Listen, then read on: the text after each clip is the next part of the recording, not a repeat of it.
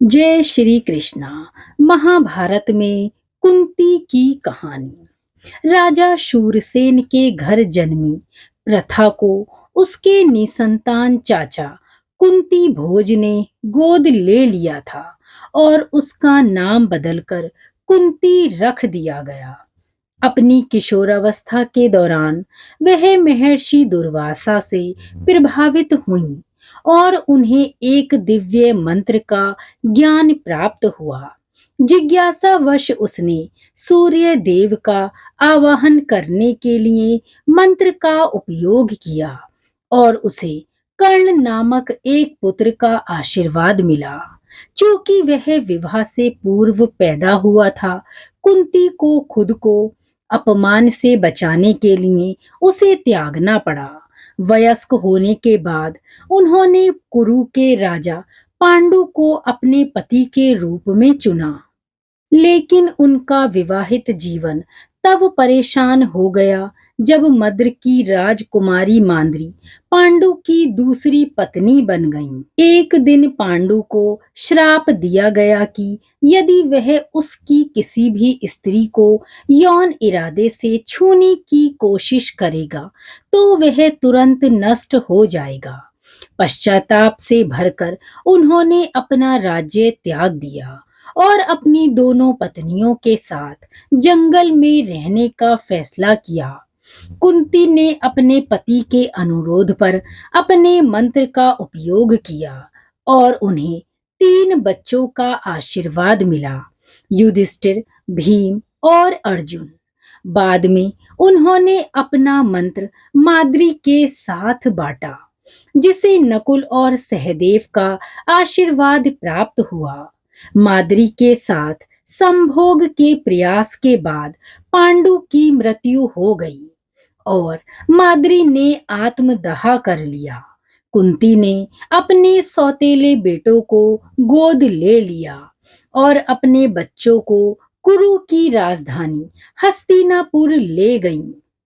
हिंदू परंपरा में उन्हें पंचकन्या 5 युवतियों में से एक के रूप में महिमा मंडित किया जाता है, जो महिला शुद्धता का आदर्श है, जिनके नाम का पाठ करने से पाप दूर हो जाते हैं।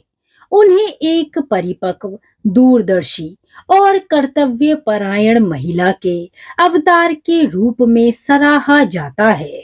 महाभारत की कुंती और पांडवों से जुड़ी एक रोचक कथा है। कुंती युधिष्ठिर, भीम, अर्जुन, नकुल और सहदेव के साथ वनवास काट रही थीं। यात्रा करते हुए वे एक गांव में पहुंचे और एक ब्राह्मण के घर में ठहर गए।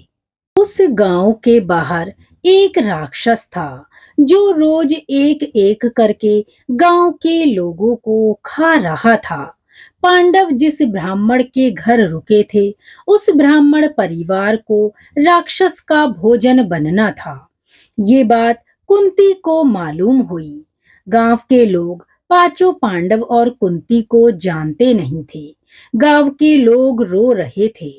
तो कुंती ने उस ब्राह्मण से कहा, तुम्हारा एक छोटा बेटा है, बेटी है, पत्नी है, और आज इनको उस राक्षस का भोजन बनना है। तो आप चिंता ना करें, हम परिवर्तन कर लेते हैं।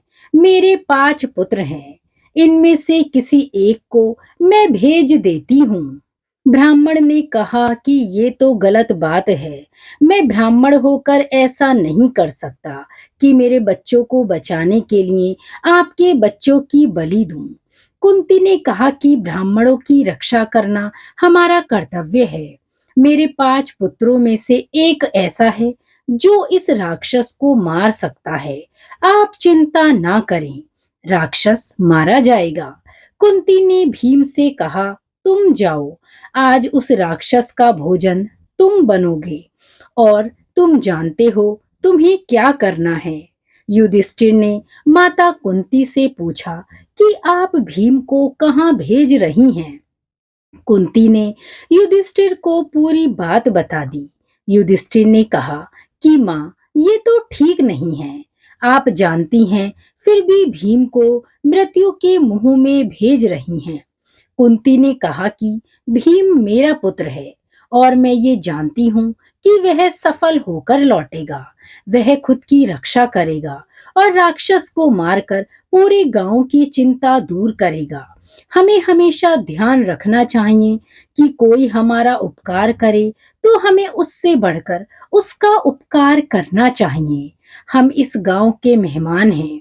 इस गांव को सुरक्षा देना हमारा कर्तव्य है। ये काम भीम करेगा। इसके बाद में भीम उस राक्षस के पास गया और उसका वध कर दिया। कुंती की पांडवों को सीख है, अगर कोई हमारी मदद करता है तो हमें भी उसकी मदद के लिए तैयार रहना चाहिए। समय आने पर अपने मददगार की और ज्यादा मदद करें। यही सही धर्म है। बोलिए श्री कृष्णा की जय। धन्यवाद।